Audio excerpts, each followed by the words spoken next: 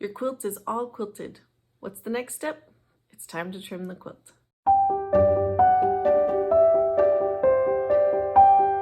Hi, I'm Julie Patterson from JCT Quilting, and I want to help you turn your memories into quilted treasures.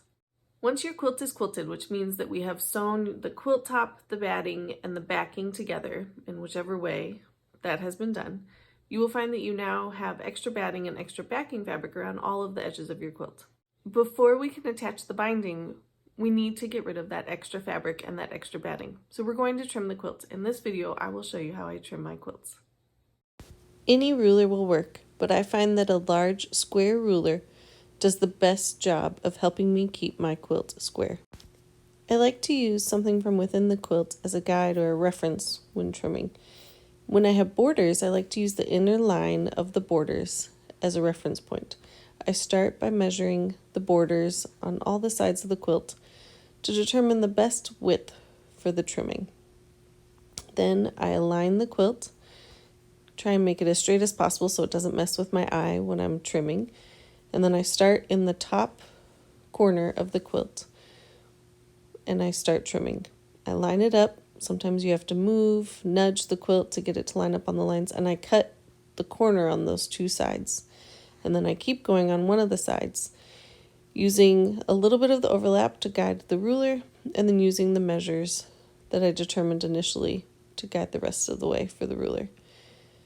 When I get to a corner, I will cut both sides of the corner and then move on to the other side. I like to cut both sides of the corner when on the first side because I find, again, that just helps me get a squarer quilt. In this case, I had quilted two quilts at the same time, so I will be working on trimming both of them at the same time as well. I'll continue to work my way around all the sides of the quilt, moving my quilt, moving the ruler, squaring it up every time, nudging the rest of the quilt as I need to in order to keep the lines where I need them to be. Again, I'm using my outer border as a reference throughout this whole process.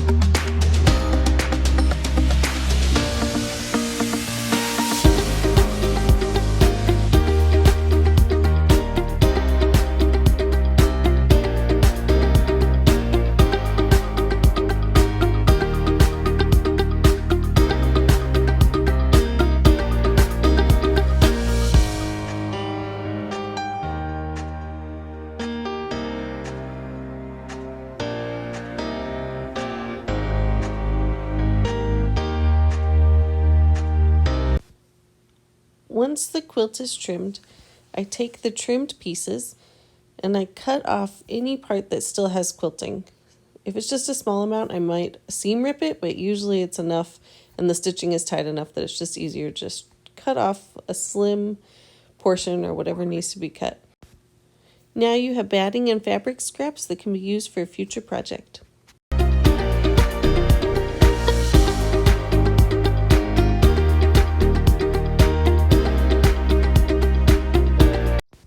I hope you enjoyed this tutorial on how to trim your quilts.